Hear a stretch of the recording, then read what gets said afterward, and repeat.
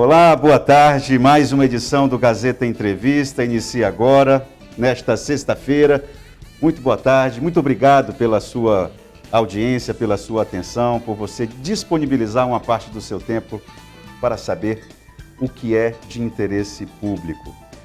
E eu vou dizer agora uma coisa que você vai entender o porquê nesses dois blocos do Gazeta Entrevista de hoje. O que nós temos a debater aqui tem muito interesse público. Bom, primeiro eu preciso começar a conversa lembrando que o estado do Acre é um dos estados mais perigosos, inadequados para uma mulher morar. Porque aqui a violência contra a mulher faz parte de uma rotina que insiste, que teima em sair do nosso cotidiano. As nossas políticas públicas não têm conseguido dar respostas adequadas, no ritmo adequado e com a intensidade adequada para que a injustiça saia da vida de muitas mulheres daqui. E quando eu falo poder público, não falo só apenas governo do Estado, estou falando das forças da justiça, dos órgãos de justiça, das instituições ligadas à justiça. O que explica, por exemplo, eu vou fazer uma pergunta. O que explica, por exemplo, uma mãe que tem trabalho, recebe dinheiro, portanto, trabalha, recebe dinheiro, tem endereço, ela não mora no meio da rua, a mulher tem endereço, tem trabalho, endereço fixo. O que explica uma mãe ficar 10 meses sem ver a filha? Você tem uma explicação lógica para isso? Sendo que é uma pessoa que não tem nenhum problema com dependência química, não tem nada disso, uma pessoa normal, uma pessoa que tem uma rotina normal, igual a mim, igual a você. O que explica 10 meses sem conseguir ver a filha? Você consegue estabelecer algum raciocínio lógico para que algum argumento seja apresentado que possa responder essa pergunta? O nome de Ludmila Cavalcante é um nome que pode ser que para você faça parte da sua rotina, porque ela é uma pessoa muito conhecida para quem lida com o universo da internet, das redes sociais. Ludmila Cavalcante é uma influenciadora digital. Isso é uma profissão hoje, e rentável, muito rentável. Hoje, a narrativa, a história da Ludmila tem conquistado arenas importantes Brasil afora. Dada essa situação de injustiça, pelo menos para nós que somos leigos, que não entendemos do direito, fica difícil de compreender como que há 10 meses uma mãe não consegue ver a filha. E é com Ludmila Cavalcante que nós vamos conversar hoje e, por internet, nós vamos conversar com a advogada Vanessa Facundes, que vai nos dar um norteamento, uma referência jurídica para essa história que nós vamos tentar começar a entender a partir de agora. O exemplo de Ludmila, e aí é onde está o interesse público, pode ser a história de muitas de vocês que estão assistindo o programa agora. Ludmila, boa tarde. Seja bem-vinda ao Gazeta Entrevista. Eu espero que eu tenha dado uma dimensão mínima do que tem acontecido, das tuas aflições, porque eu confesso que eu tenho dificuldade de entender. E olha que eu sou homem, o meu lugar de fala fica difícil de fazer esse tipo de defesa, mas eu tenho dificuldades de entender como que uma mulher, nas suas condições, não consegue ver a filha por 10 meses. Qual é o cenário em que isso foi construído? Você poderia, de forma muito breve, poder resumir para o telespectador? Sim, consigo. Eu tinha um relacionamento, e esse relacionamento ele era um relacionamento que, quando a mulher está introduzida em um relacionamento, se ele for abusivo em questões morais, psicológicas, muito difícil, patrimonial, é muito difícil dela perceber quando ela está inserida naquele relacionamento. E a pior parte do relacionamento é quando ela vai sair, quando ela vai desingressar daquele espaço. E quando eu comecei a sair desse relacionamento, a gente teve uma filha juntos E eu dependia financeiramente dele. E emocionalmente também. Hoje eu vejo que eu dependia muito emocionalmente dele. Mas você sempre dependeu financeiramente dele? Não. Antes de eu o conhecer, eu estava no auge da minha carreira. Já fazia várias viagens a trabalho, fazia várias viagens para fazer cursos fora. E no meu ramo, que era maquiagem, eu era maquiadora, eu trabalhava no melhor salão que tem aqui na cidade. Eu já atendi muitas mulheres da cidade inteira. E eu tinha uma condição financeira muito boa. Eu comecei a trabalhar muito nova e quando eu conheci, eu estava no auge da minha carreira, eu estava ganhando super bem e estava começando a ganhar bem o meu espaço aqui na cidade. Quando a gente começou, ele pediu para eu parar de trabalhar, por conta da rotina dele corrida, que ele queria que eu acompanhasse, ele queria que eu participasse das viagens e que a gente conseguisse estar sempre junto, que com a minha rotina, junto com a dele, isso não ia ser possível. E assim foi feito. Eu parei de trabalhar. E a minha gestação também foi uma gestação bem complicada. Foi uma gestação que eu tive alguns probleminhas, foi uma gestação delicadinha e eu precisei ficar de repouso. Durante a minha gestação eu não trabalhei e depois que a minha filha nasceu, o nosso combinado foi claro. Ele sempre falou pra mim que o primeiro ano de vida do bebê era o ano mais importante que tinha pra criança.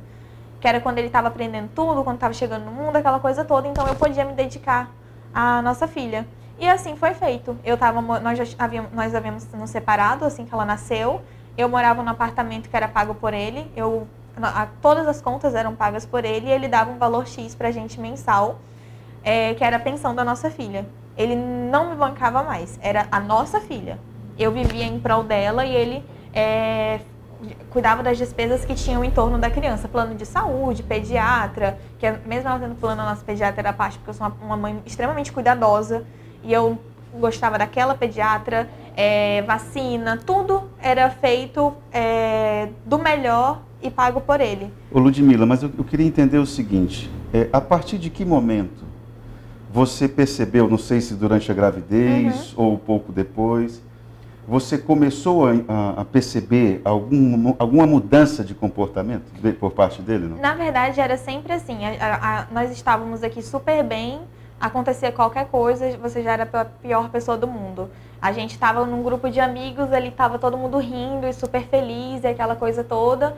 A gente ia para casa e começava briga, já começava desentendimento, já começava alguma coisa assim e eu sempre era louca. E isso não acontecia antes da gravidez? Não, foi durante a gestação e depois principalmente.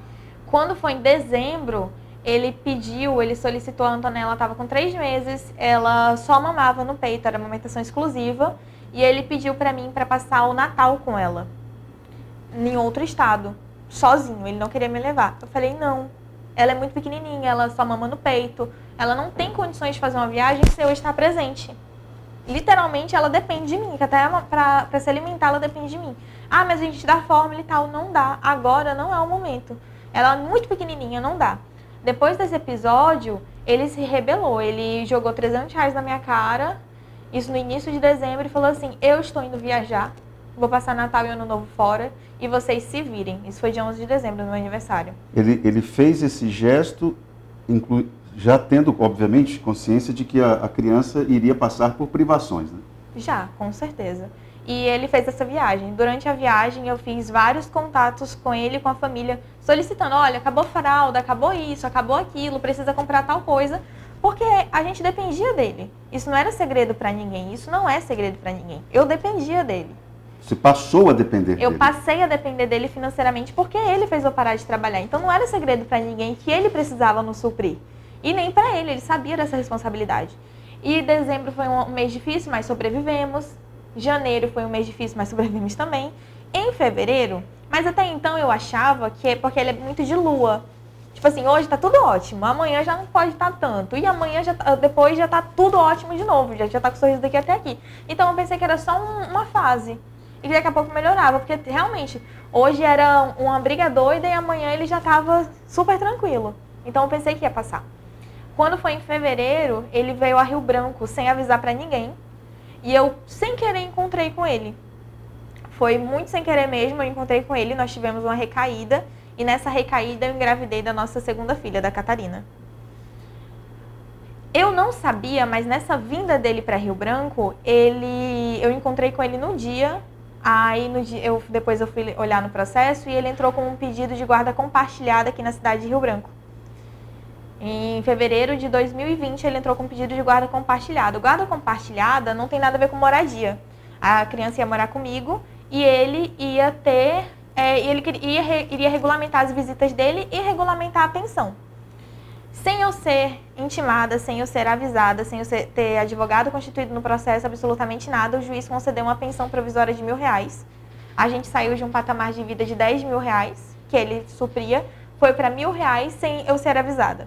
Eu não tive nenhum aviso prévio, porque o mínimo que ele poderia fazer, de uma pessoa, né, chegar para outra e falar assim, olha, o negócio é o seguinte, o juiz me concedeu aqui R$1.000 de pensão provisória, agora você se vira. Você se vira com aluguel, você se vira com luz, você se vira com farmácia, com feira, com tudo. Você se vira que eu vou mandar só esses R$1.000 para você, mas não. Ele passou a mandar somente R$1.000, parou de pagar o aluguel sem me avisar.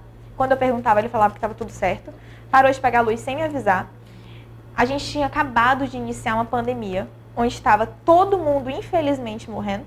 Tinha muita gestante morrendo também. Então, eu me vi numa situação que eu estava grávida, em meio a uma pandemia, com uma bebê de colo, sem dinheiro e sem ter como trabalhar. Porque eu não tinha como sair de casa para fazer isso, com uma bebê de colo, sem ajuda de ninguém e grávida ainda.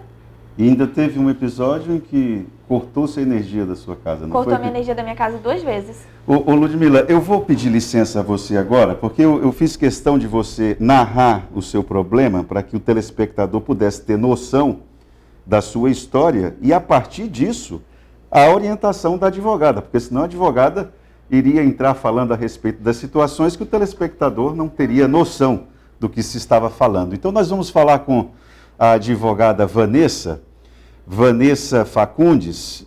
Boa tarde, senhora Vanessa. Seja bem-vinda ao Gazeta Entrevista. Eu queria saber da senhora o seguinte, diante dessa situação exposta pela Ludmila, quais são os aspectos pedagógicos que o caso dela pode ensinar para muitas mulheres aqui do Acre? O que a senhora destacaria?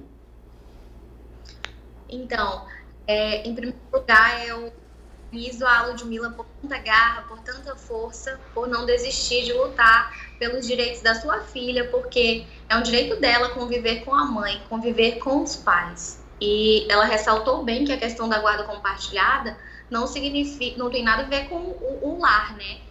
A questão do pai ficar com a filha já, ele requerendo a guarda compartilhada, o lar dela seria o de referência. Então, eu quero parabenizar a Ludmila por tanta garra e dizer para todas as mães que estão passando por situações assim, que elas não desistam, que busquem seus direitos, que a justiça ela está aí para isso, para garantir que as crianças tenham a convivência, a materna então, porque eu falo, além de ser advogada, eu sou mãe, então nós temos uma jornada incrível que é inexplicável. A gente gesta a criança, não dá para explicar, e principalmente que a Ludmila teve outra filha, então esse caso ele é excepcional e ele serve como referência para todas as mães buscarem seus direitos. O que está acontecendo nesse caso é uma injustiça, no meu ver, na minha opinião. Tem muitos erros aí judiciais em que a filha está sendo privada há vários meses do contato com a mãe, principalmente na primeira infância. Pois é. Então, esse contato aí virtual não é suficiente. Na minha opinião, tem muitos erros aí. Senhora Vanessa, eu vou precisar saber da senhora o seguinte, que nós estamos no finalzinho desse bloco, mas eu preciso entender isso. O que explica... primeiro eu preciso informar para o telespectador o seguinte, a senhora Vanessa não é advogada da Ludmila. Ela é uma advogada que trabalha, tem muitas causas na área de família. É uma pessoa que fala com autoridade porque faz parte da rotina de trabalho dela. Então, senhora Vanessa, nesse caso específico, a dúvida, que é uma dúvida de senso comum, de dificuldade de entender como é que uma mãe com trabalho, com renda, com domicílio fixo, como é que uma pessoa dessa fica privada de ter acesso à filha, ao contato com a filha? O que pode explicar isso? Qual é a decisão judicial, amparada em que lei, pode se fundamentar para bater o martelo em relação a isso, dessa forma? Isso é inexplicável, essa decisão judicial, ela cabe vários recursos, a mãe tem lar fixo, é um dos requisitos, tem condições psicológicas, é a mãe que já tem um histórico de cuidados com a filha, isso também conta, o pai passou a ter os cuidados com a filha quando ela teve a segunda bebê, então o juiz do caso deve analisar tudo isso. Tem que ser comprovado que desde a gestação, quem dava toda a assistência à filha era a mãe. Tudo isso conta para o juiz. Se você perguntar para o pai com quantos quilos ela nasceu, como foi o parto, como foi a gestação, eu tenho certeza que ele não saberá responder nada disso. Então, tudo isso tem que ser abordado no processo para que o juiz veja que a mãe vai deter aí o poder familiar, a guarda, principalmente que a mãe, nesse caso, salvo engano, ela solicitou aí a guarda unilateral. Diante dessa alienação parental que está acontecendo, ela pode conseguir. Então, no meu ver, isso é inexplicável o que está acontecendo nesse caso. E justamente o trabalho da mídia é extremamente importante para que a justiça veja a necessidade de conceder logo a liminar a favor da mãe. Senhora Vanessa, eu sei que o seu tempo está corrido, a senhora está com um tempo apertado aí, a senhora nem está em Rio Branco, no Acre, está em outro lugar. Não estou em Rio Branco, estou em Fortaleza, mas como é um tema que eu acho extremamente importante, que me toca pessoalmente, eu tenho que falar sobre isso. Eu vou pedir para a senhora segurar um pouquinho, que nós vamos fazer um breve intervalo, mas seria importante a senhora nos explicar alguns conceitos que talvez possa ser fundamental para muita gente que está nos assistindo, que também está vivendo algum drama, algum problema semelhante ao da Ludmila. Só mais um pouquinho, o espaço de um intervalo. Eu peço a gentileza que a senhora espere para que nós possamos continuar a conversa aqui com a influenciadora digital Ludmila Cavalcante e a advogada especialista, ou pelo menos que tem os problemas da vara da família na rotina de trabalho, Vanessa Facondes. Nós voltamos já com o Gazeta Entrevista.